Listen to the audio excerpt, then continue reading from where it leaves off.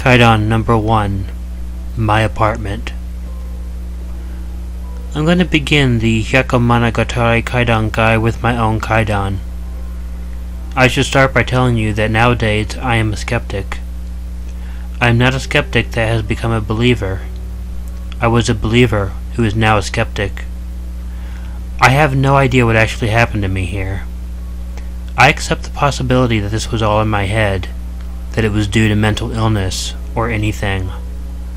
I don't know what it was, but the only thing I can tell you is from my perspective, this really happened. When I was 26, I met a friend who was into ghosts and hauntings like I was. His name was Toby, and I discovered he was really into Ouija boards, something I have never believed in, then or now. Well, on the night we met, we stayed up late into the evening talking.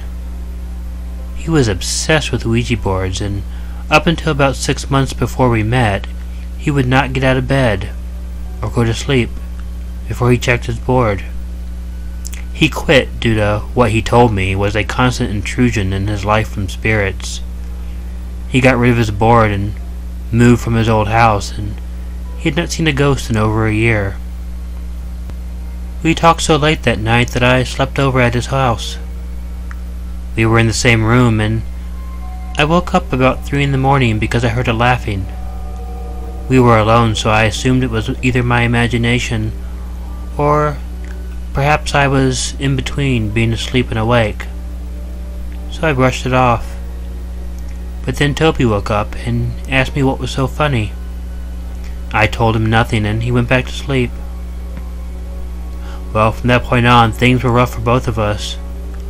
Toby started hearing things in his house, laughing in the different corners of the rooms, and he said his house smelled like cotton candy and he could not figure out why. He told me he thought that I was what he called a sensitive to spirits, and that having me in his home brought them back. So we didn't hang out anymore. In irritation, I decided to get my own Ouija board and try it out to prove it was a bunch of baloney. I tried it, and of course it did absolutely nothing, and I had lost a potentially good friend over what I assumed to be nothing more than an overactive imagination.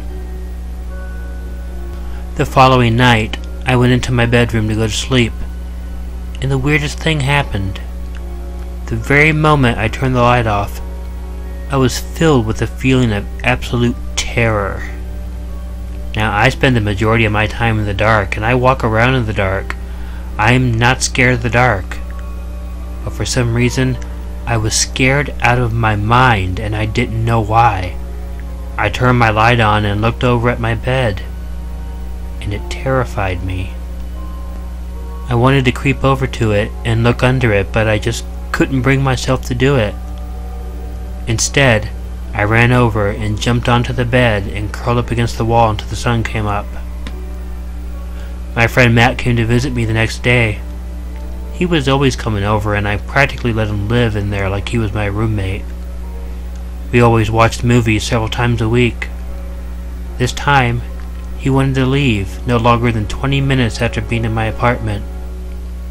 He told me he felt like he was going to throw up and he just needed to get out. When he left, he later told me he felt better right when he left my building. I wasn't happy being alone that night. Again, I was scared of my apartment.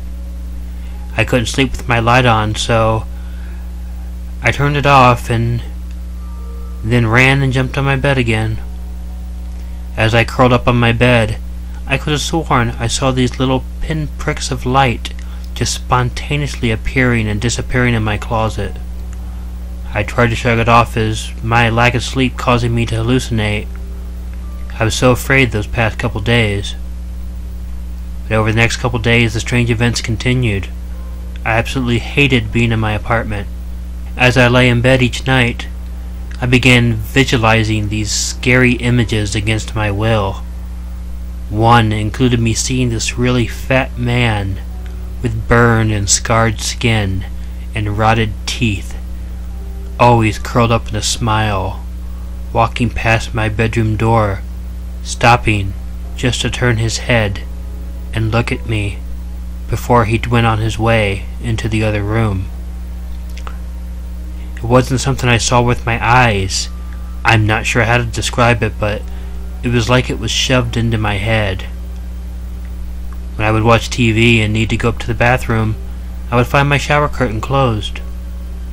Seems like I could have done that myself, right? Except that I haven't kept the shower curtain closed if I'm out of the shower in my entire life. I hated closing the shower curtain. In fact, when I took a shower, I always kept the shower curtain open a little bit so I could see if anybody was coming towards me. So I would open the curtain when it was closed, go back and sit down, and an hour later I'd walk back in the bathroom and find it closed again. So I'd open it. Then when I came back in later, I would find the entire roll of toilet paper unraveled. After nearly a month of this torment, it finally came to a head. I was getting ready for work in the morning and taking a shower. I had the curtain open a little bit like I always did. As I was washing my hair, getting it good and lathered up, my eyes looked over at the wall outside the curtain. I immediately saw the shadow of a human arm on the wall coming right towards the curtain very quickly. I threw the curtain open and there was no one there. But I know what I saw. I crept out. I washed my hair in the sink, dressed, and left with my back to the wall. I didn't go back to my apartment for nearly a week. My friend suggested I burn the Ouija board, and I let him do it. As I mentioned before, I don't believe in those things, and I really don't believe it had anything to do with what was going on. It was possible that having it there was a strong influence of suggestion that made these things happen. I don't know. All I know is that I was in hell for a short period of time, and whether it means I was hallucinating or what, I saw that hand coming for the shower curtain. I had been in the process of buying the apartment when the building went condo, but I dropped out of the deal and found a new place. Now I know what people might be thinking. If I'm a skeptic, why would I be scared of these things? They could have all happened in my head. But this is what I ask you.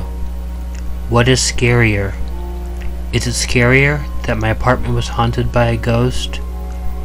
Or is it scarier that I experienced all these things due to a mental illness that I don't know of? Either of them can be pretty terrifying. Hi everybody, this is Killer Orange Cat. Hope you enjoyed this story. As I mentioned, this story did happen to me.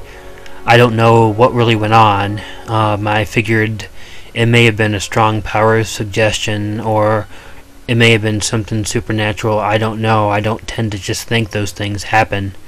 I generally need some sort of proof, and being a psychologist, I do believe that things like that can happen inside your head. I don't know, but I wanted to begin the 100 Ghostly Tales with that story, so I hope you enjoyed it. I'm going to get some more supernatural tales uploaded, and hopefully this week I'll get some more true stories uploaded as well. I've been getting a lot of them. I also wanted to thank people for subscribing. If you haven't, please feel free to click the button and buy my mascot. Since my last video, I've gone up over 1,000 subscribers. I am still amazed at how fast my channel is growing, and I want to thank each and every person who's felt like my stories are good enough to continue to listen to. I thank you very much. And as always, you can check under your bed, and you can check in the closet. But even if you don't see anything, it doesn't matter. When you go to sleep, you're never truly alone.